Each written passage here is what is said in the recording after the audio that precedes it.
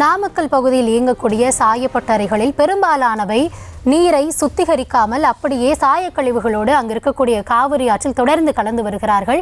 இது பல சதாப்தங்களாக தொடர்ந்து வருகிறது. இந்த நிலையில் இதற்கான தீர்வு தான் என்ன அப்படின்னு மக்கள் களத்திலிருந்து குரல் எழுப்பக்கூடிய நிலையில் அவர்களின் அந்த குரலுக்கு இணங்கி நியூஸ் தமிழ் களத்திலிருந்து அவர்களுடைய பாதிப்புகளையும் அவர்களுக்கான கோரிக்கைகளையும் கேட்டு இன்றைய தினத்தில் களத்தில் இணைந்திருக்கிறது.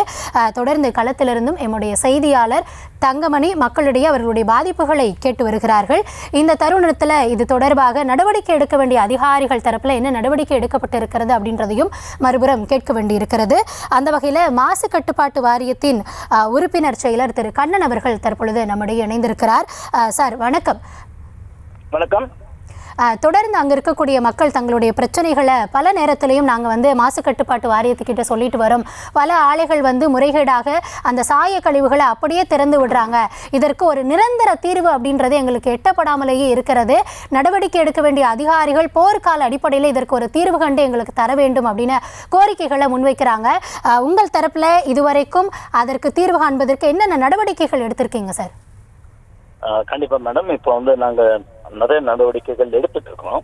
நீங்க ஆரம்பத்துல இப்ப கேட்ட மாதிரி ஒரு நிரந்தர தீர்வு நோக்கி நம்ம போயிட்டு இருக்கோம். அந்த நிரந்தர தீர்வு அப்படிங்கிறது இந்த தொழிற்சாலைகள் எல்லாம் மிக சிறிய தொழிற்சாலைகளா இருக்கிற பட்சத்துல சில சமயங்கள்ல அவங்க சரியான முறையில் இந்த சுத்திகரிப்பு நிலையத்தை இயக்காம ஆத்துல தண்ணியை திறந்து விடுறது அடிக்கடி நடந்துகிட்டு இருக்கு. இதுக்கு ஒரு தீர்வு அப்படின்னு சொன்னா ஒரு நல்ல பொது சுத்திகரிப்பு நிலையம் அமைப்பதுதான் ஒரு தீர்வாக இருக்கும். இப்ப திருப்பூர்ல பாத்தீங்கன்னா கிட்டத்தட்ட ஒரு 500 இண்டஸ்ட்ரிக்கு ஒரு 18 காமன் எஃப்ளூயன்ட் ட்ரீட்மெண்ட் பிளான்ட் போட்டு அது ஜீரோ லிக்விட் டிஸ்சார்ஜ் இந்த முறையில வாட்டரையும் மறுசுழற்சி செய்கிறோம். அதே மாதிரி சால்ட்டையும் ரெக்கவர் பண்ணி ரீயூஸ் பண்றாங்க. இப்போ அந்த மாதிரி சின்ன சின்ன இண்டஸ்ட்ரீஸ் எல்லாம் இணைந்து ஒரு பொது சுத்திகரிப்பு நிலையம்னு வரும்போது அதை திறம்பட இயக்கவும் முடியும். அதை திறம்பட நம்ம கண்காணிக்கவும் முடியும். இப்ப இதுக்கு உண்டான ப்ரொபோசல், இதுக்கு உண்டான அனுமதியும் நாங்க கொடுத்துட்டோம். பட் நார்மலா ஒரு பொது சுத்திகரிப்பு நிலையம் அமைப்பதற்கு சென்ட்ரல் கவர்மெண்டினுடைய நிதி கிடைக்கும். இதுக்கு முன்னாடி அமைச்ச எல்லா பொது சுத்திகரிப்பு நிலையங்களுக்கும் மத்திய அரசனுடைய பங்களிப்பு இருக்கும், அவங்களுடைய மானியம் இருக்கும். அதுக்கப்புறம் ஸ்டேட் கவர்மெண்ட், அதுக்கப்புறம் இண்டஸ்ட்ரி அவங்களுடைய கான்ட்ரிபியூஷன், அப்புறம் ஒரு வங்கியிலிருந்து லோன் எடுத்து தான் இந்த பொது சுத்திகரிப்பு நிலையம்ன்றது கொஞ்சம் முதலீடு அதிகமாக தேவைப்படுகிற ஒரு விஷயம் அது. பட் இந்த தடவை என்ன ஆச்சுன்னா முன்னாடி இந்த ஐபிடிஎஸ்னு ஒரு ஸ்கீம்ல கொடுத்துட்டு இருந்தாங்க. இப்ப அதுலயும் ஃபண்ட் இல்லைன்னு சொல்லிட்டாங்க. அப்புறம் இப்ப நமது அரசு நடந்தாய்வாடி காவேரியில இந்த திட்டத்தை இணைச்சு அது மூலமா ஃபண்ட் கொடுங்கன்னு சொல்லிட்டு கேட்டிருக்காங்க. அதை நம்மளுடைய பிடபிள்யூடி டிபார்ட்மெண்ட்டும் இந்த காவிரி சுத்திகரிப்புக்காக இந்த பொது சுத்திகரிப்பு நிலையங்களுக்கு கண்டிப்பா நிதி கொடுக்கணும்னு சொல்லியிருக்காங்க. பட் என்னன்னா இந்த ஈரோடு, பவானி, இந்த பள்ளிப்பாளையம், குமாரபாளையம் மொத்தம் 10 பொது சுத்திகரிப்பு நிலையங்களுக்கு கிட்டத்தட்ட 1800 கோடி ரூபாய் வழக்கு தேவைப்படுது.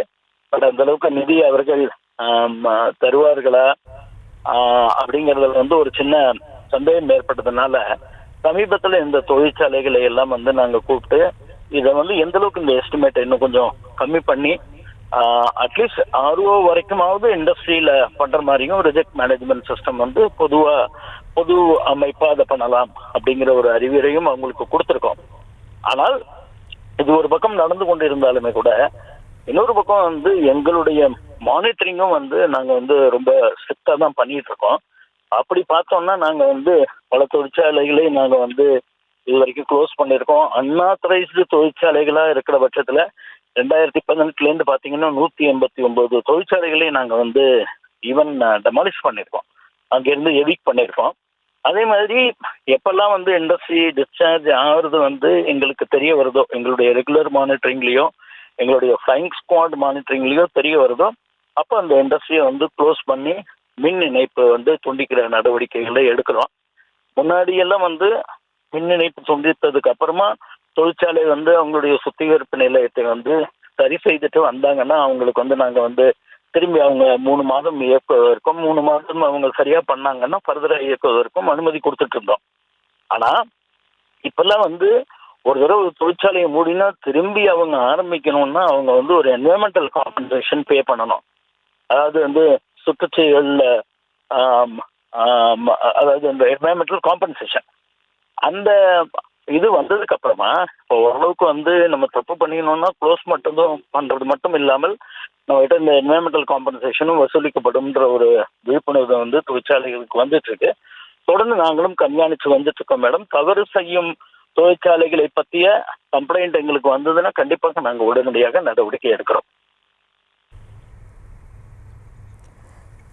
இணைப்பில் வந்து உங்களுடைய தகவல்களை பகிர்ந்துள்ளமைக்கு நன்றி சார்.